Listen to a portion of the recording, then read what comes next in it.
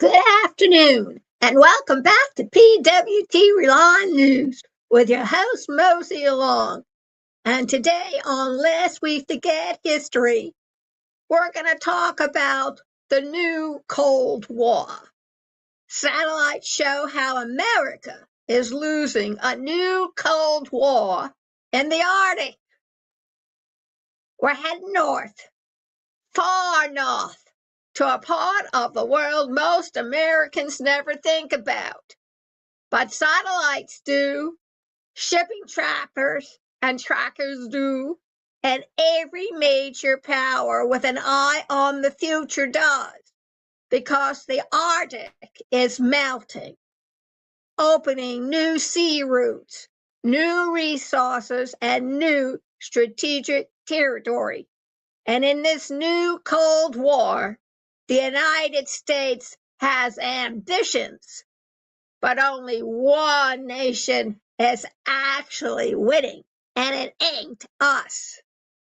For years, Washington has floated ideas about expanding their influence in the Arctic, from new bases to expanded icebreaker fleets. At one point, there was even talk, half serious and half strategic, about buying Greenland.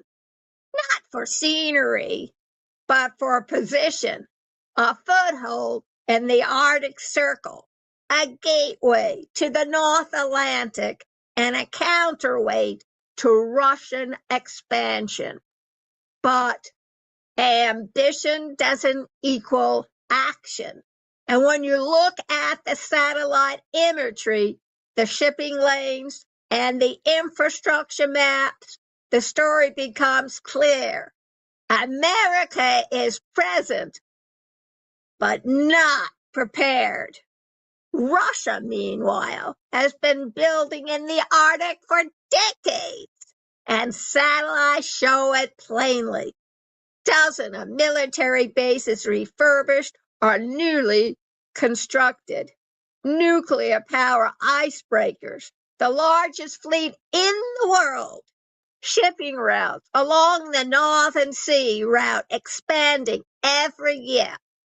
Deep water ports capable of supporting military and commercial needs. Radar stations and airfields positioned like chess pieces along the coast. Russia treats the Arctic as a strategic front. The United States treats it as an afterthought. And the melting ice is accelerating the gap. As the Arctic warms, new shipping lanes open for longer periods of time. Each year, cargo ships that once had to travel thousands of miles can now cut straight across the top of the world. Russia controls most of these routes and charges passage fees. Satellite data shows Russian vessels moving through the Arctic with confidence, while America's ships remain limited by a simple, embarrassing fact.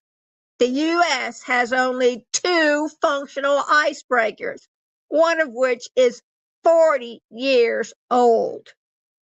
Russia has more than 40. That's not competition, folks. That's imbalance. Why does this matter?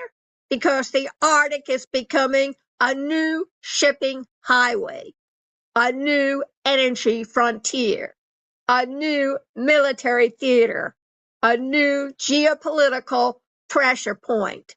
If you control the Arctic, you control the top of the world, the shortest routes between continents, their emerging resource fields, and their civilians' advantage over half the northern hemisphere. Russia knows this. China knows this. The satellites show they're acting on it. The United States, they're still talking about it. So this afternoon's reminder is simple. History doesn't always repeat with armies on borders. Sometimes it repeats with ice melting underfoot. The Arctic is the new Cold War, not fought with missiles, mind you, but with infrastructure, shipping lanes, and presence. And right now, the satellites tell a story we cannot ignore. Russia is winning the far north race. America is watching from the sidelines. Lest we forget history, it has a way of circling back even at the top of the world. So stay alert, stay tuned, stay aware, and go over to PWT Rely News. Kinsta, KINSTA, cloud, CLOUD, and read up what's happening. Keep yourself informed and watch from the sidelines. The last Cold War just recently ended. Y'all remember when the Berlin Wall came down?